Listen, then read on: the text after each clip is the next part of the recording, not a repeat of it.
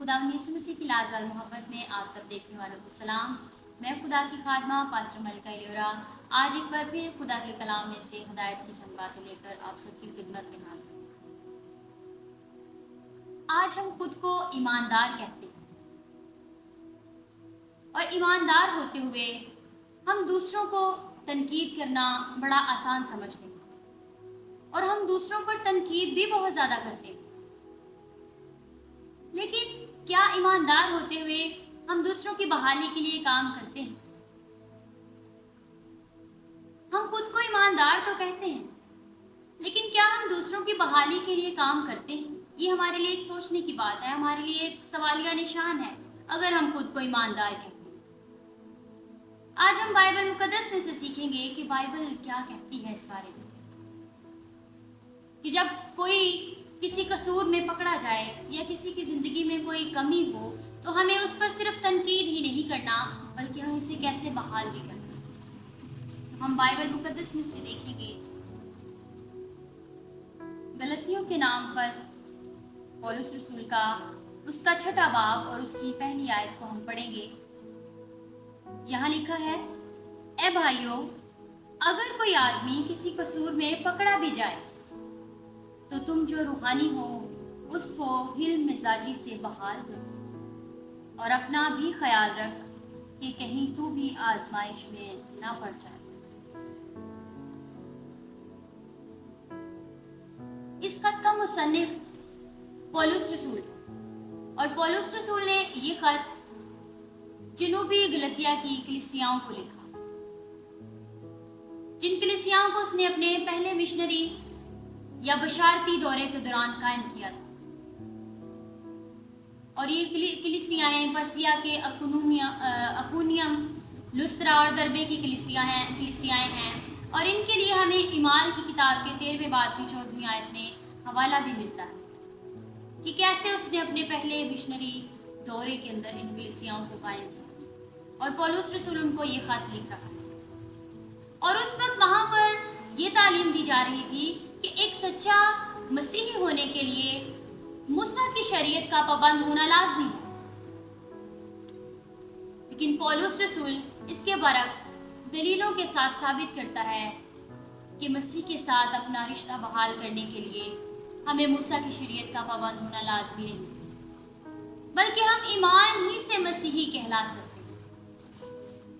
और आखिरी बाब में भी वो बयान कर रहा है, वो बात करता है कि मसीह पर ईमान लाने के नतीजे में मसीह पर ईमान लाने के नतीजे में मोहब्बत के जरिए से हम मसीही चाल चलन हमारे अंदर पैदा होता है या हम मसीही चाल चलन में आगे ग्रो करते हैं। तो जब हम ये आयत पढ़ते हैं 6 बाब की पहली आयत, तो यहाँ पर वो कहते हैं, ए भाइयों। सबसे पहले ये लफ्ज जो लिखा है, ए भाइयों, जब हम इसको देखते हैं तो इसके यूनानी मतन में मायने बयान किए गए हैं। ए भाइयों यानी ए बहनों, ए भाइयों दोनों को मुखातिब किया गया है। सिर्फ यहाँ पर लफ्ज भाइयों लिखा है तो इसका मतलब ये नहीं कि सिर्फ भाइयों को ही इससे मुखातिब किया गया है, बल्कि हर वो शख्स जो ईमानदार है, उसमें खा बहनें हैं खा भाई, उन सबको मुखातिब किया गया है और कहा गया है, ए भाइयों, अगर कोई आदमी किसी कसूर में पकड़ा भी जाए तो तुम जो रूहानी हो उसको हिल मिजाजी से बहाल करो। इससे पिछले हिस्से में भी जब जाते हैं तो पौलुस रसूल बड़ी खूबसूरत बातें बयान करता है कि कैसे हमें जिस्म की ख्वाहिश से दूर रहना है, जिस्म के काम और रूह के काम क्या है, वो बड़ी डिटेल के साथ एक्सप्लेन करता है। और यहाँ पर वो एक नसीहत कर रहा है ईमानदारों को मुखातिब करके।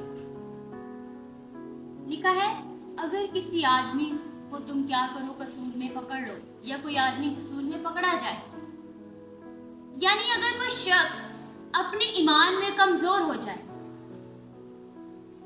वो ईमानदार है, वो बिलीवर है और उसकी जिंदगी में गुनाह आ गया है, वो ईमान में कमजोर हो गया है, खुदा से उसका रिश्ता टूट गया है, तो तुम जो क्या कहता है, तुम जो रूहानी हो, यानी तुम जो खुदा के रूह से भरे हुए लोग हो, खुद को ईमानदार कहते हो,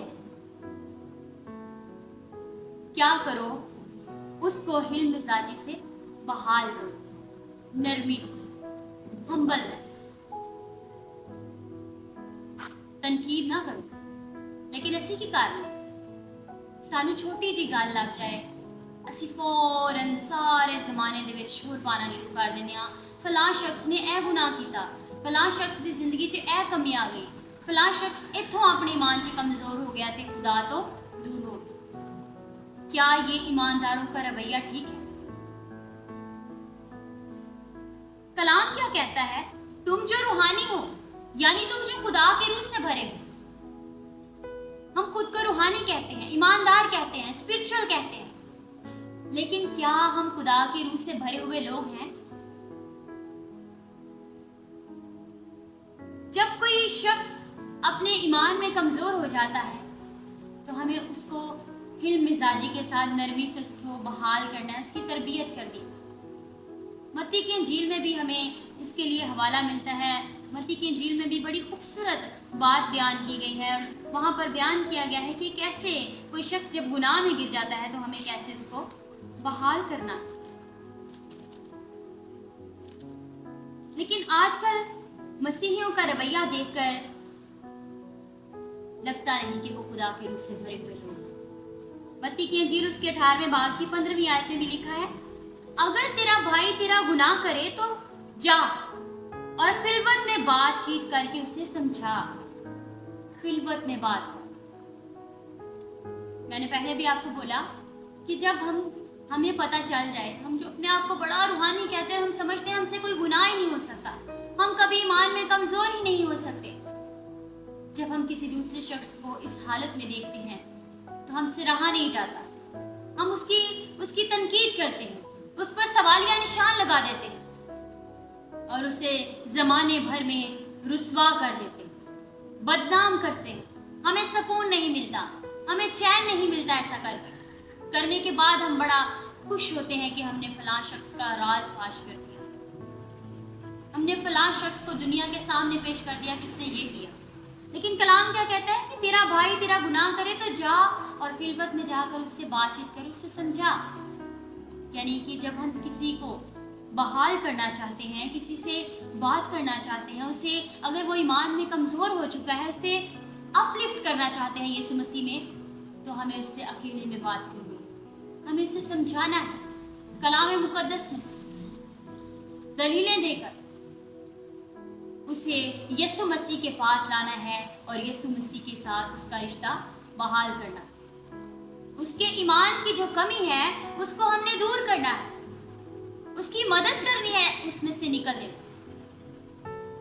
आगे लिखा है, अगर वो तेरी ना सुने, अगर वो तेरी सुने तो अपने भाई को, तो तूने अपने भाई को क्या किया? पा लिया। अगर वो तेरी मान ले तो तूने उसको पा लिया। हमें बाइबल मुकद्दस में एक बड़ी ही खूबसूरत मिसाल मिलती है दाऊद की। जब दाऊद ने गुनाह किया, वो ईमान में कमजोर हो गया, बजाय इसके कि वो मैदान जंग में जाता और वहां पर जाकर जंग लड़ता, वो अपने महल की छत पर टहल रहा था। और उसने क्या किया? वहां पर देखा है खूबसूरत लड़की को और उसका दिल उस पर आशिक हो गया और उसने उसके साथ गुनाह किया, ईमान में कमजोर हो गया। तो क्या हुआ? वहां पर खुदा काहिन के जरिए से दाऊद से बात करता है और जब दाऊद के साथ वो खिलवत में बात करता है तो दाऊद अपने गुनाह को एक्सेप्ट करता है, तो वो बहाल भी हो जाता है, खुदा उसे माफ भी करता है। गो कि उसे अपने गुनाह के नताइज भुगतने पड़ते हैं, लेकिन खुदा उसे माफ करता है, खुदा उसे बहाल करता है उसके मनसब पर। लेकिन आगे कलाम में क्या लिखा है? और अगर ना सुने तो 1-2 आदमियों को अपने साथ ले जा, ताकि हर एक बात 2-3 गवाहों की जुबान से साबित हो जाए। अगर वो उनकी सुनने से भी इनकार करे तो कलीसिया से कह, और अगर कलीसिया की सुनने से भी इनकार करे तो तू उसे गैर कौम वाले और महसूल लेने वाले के बराबर जाए। जब हम अकेले में अपने भाई की तनबीह करते हैं, उस पर उसका गुनाह जाहिर करते हैं और अगर वो सुन लेता है तो इसका मतलब हमने अपने भाई को बहाल करने में उसकी मदद की, रहनुमाई की। लेकिन अगर वो नहीं सुनता तो बाइबल हमें मेथड देती है कि कैसे हमें उसके ईमान की बहाली में उसकी मदद करनी है, پھر ہمیں 2-3 گواہوں کے سامنے اس کی بات کو پیش کرنا چاہیے کہ کیسے ان کے سامنے جا کر ہم نے بات کرنی ہے کہ ہمارا بھائی اس حصے میں کمزور ہے، اس طرح ایمان میں گر چکا ہے، تو یہ بات ہے اس کی زندگی میں اور کیسے وہ بحال کیا جا سکتا ہے۔ لیکن اگر وہ نہیں سنتا، کلام بتاتا ہے اگر وہ ان کی سننے سے بھی انکار کرے تو پھر تیرے پاس کیا حل ہے کہ تو کلیسیا سے کہہ، اور اگر کلیسیا کی سننے سے بھی انکار کرے تو تم اسے غیر قوم والے اور محصول لینے والے کے برابر جان۔ پھر تیرا اس سے کوئی مطلب نہیں، یعنی کہ پھر ہم اپنا پورا حصہ دیتے ہیں، ہم اپنا پورا حصہ ڈالتے ہیں اپنے بھائی کو بحال کرنے میں کہ وہ اپنی اس کمزوری سے، اس گناہ سے جو اس کی زندگی میں ہے، جس کی وجہ سے وہ خدا سے دور ہو چکا ہے، اس سے نکلنے میں اس کی مدد کر سکے۔ لیکن اگر وہ آپ کی نہیں سن رہا، 2-3 گواہوں کے سامنے بھی وہ آپ کی بات نہیں مان رہا، پھر کلیسیا کے سامنے بھی وہ اپنی بات سے، اپنی اس کمزوری سے نکل نہیں پا رہا یا نکلنا ہی نہیں چاہتا، تو پھر کلام کہتا ہے کہ تو اسے غیر قوم والے یا محصول لینے والے کے برابر چاہیے۔ پھر کیا کہتا ہے؟ اور اپنا بھی خیال رکھ، اپنا بھی خیال رکھ، یعنی اپنا مشاہدہ کر، غور کر اپنے آپ پر۔ ہم خود کو روحانی سمجھتے ہیں، ہم سمجھتے ہیں کہ جو گناہ کرتے ہیں ہم ان سے بہت اچھے ہیں، ہم تو کبھی گناہ کر ہی نہیں سکتے۔ ہم اس قدر خود کو روحانی سمجھتے ہیں، اس قدر خود کو اچھا سمجھتے ہیں، لیکن کلام کہتا ہے اپنا مشاہدہ کر، اپنے آپ پر غور کر۔ پھر کیا کہتا ہے؟ کہیں تو بھی آزمائش میں نہ پڑے۔ ہم اپنے آپ کو ایماندار سمجھتے ہیں، لیکن کبھی کبھی ہماری زندگی میں ہم خود اتنے ایمان میں کمزور ہوتے ہیں اور ہم دوسروں پر تنقید کرنا شروع کر دیتے ہیں، دوسروں کو بحال کرنے کے لیے چلے جاتے ہیں، لیکن ہم اتنے ایمان میں مضبوط نہیں ہوتے۔ پھر اس کا نتیجہ کیا نکلتا ہے؟ اس کا نتیجہ یہ نکلتا ہے کہ ہم خود بھی آزمائش میں گر جاتے ہیں، بجائے اس کے کہ ہم اپنے بھائی اپنی بہن کو بحال کریں، ہم خود بھی آزمائش میں گر جاتے ہیں۔ ہمیں بائبل مقدس میں ایک اور بڑی مثال ملتی ہے سلیمان بادشاہ۔ ہمارا ایمان ایک جیسا نہیں رہتا، ہماری زندگی میں اپ اینڈ ڈاؤنز آتے رہتے ہیں، لیکن ہمیں ہر وقت مسیح کی صلیب کی طرف دیکھتے رہنا، یسوع مسیح کے کلام پر غور کرنا، اس پر عمل کرنا، اس سے ہمارا ایمان بڑھتا اور مضبوط ہوتا رہتا۔ پھر ہم اپنے آپ پر بھی غور کر سکتے ہیں اور کسی دوسرے کو بھی بحال کر سکتے ہیں۔ لیکن میں آپ کو مثال دینا چاہتی ہوں سلیمان بادشاہ کی۔ پہلے سلاطین کی کتاب اس کے 11ویں باب میں ہمیں سلیمان بادشاہ کے بارے میں کچھ باتیں نظر آتی ہیں۔ سلیمان بادشاہ بہت، آپ کو پتا ہے کہ وہ بائبل مقدس میں اس سے پہلے اور اس سے بعد آج تک کوئی ایسا دنیا میں بادشاہ، کوئی ایسا حکمران پیدا نہیں ہوا جیسی خدا نے اس کو عزت بخشی تھی اور اس کو خدا نے اپنی عقل اور دانائی سے بھرا تھا۔ دنیا کے دور دراز ملکوں سے لوگ اس کے پاس انصاف کرنے کے لیے، کروانے کے لیے آیا کرتے تھے اور وہ ان کا انصاف کیا کرتا تھا۔ تو اس کا کیا مطلب ہے؟ اس کا مطلب ہے کہ اس کا ایمان پختہ تھا، وہ ایک مضبوط ایماندار تھا اور وہ دوسروں کی بحالی کے لیے کام کیا کرتا تھا۔ لیکن جب وہ خود ایمان میں کمزور ہو گیا تو کیا ہوا؟ اس نے دوسرے ملکوں کے ساتھ رابطے تو بڑھا لیے امن کے لیے، بحالی کے لیے، لیکن اس کا میتھڈ غلط تھا، طریقہ کار غلط تھا۔ شاید وہ اپنے آپ پر غور کرنا بھول گیا تھا کہ میں جو کر رہا ہوں اس کے لیے میں تیار ہوں یا نہیں، میرا ایمان پختہ ہے یا نہیں۔ اس نے یہ بات تو جان لی کہ دوسرے ملکوں کے ساتھ رابطے قائم کرنے سے میں دوسرے ملکوں میں پہنچ سکتا ہوں اور وہاں امن پھیلا سکتا ہوں اور بحالی کا کام ہو سکتا ہے اور کاروبار بڑھ سکتا ہے اور اس سے ان کا ملک اور زیادہ ترقی حاصل کر سکتا ہے۔ لیکن شاید اسے یہاں پر یہ سوچنے کی ضرورت تھی کہ میں جو اسرائیل کے خدا کو مانتا ہوں، اسرائیل کے خدا پر ایمان رکھتا ہوں، دوسرے ملکوں میں جب میرا رابطہ قائم ہوگا اور وہ جو طریقہ کار اس نے اپنایا، اس طریقہ کار کو کرنے سے اس کا ایمان کمزور ہو سکتا ہے یا نہیں۔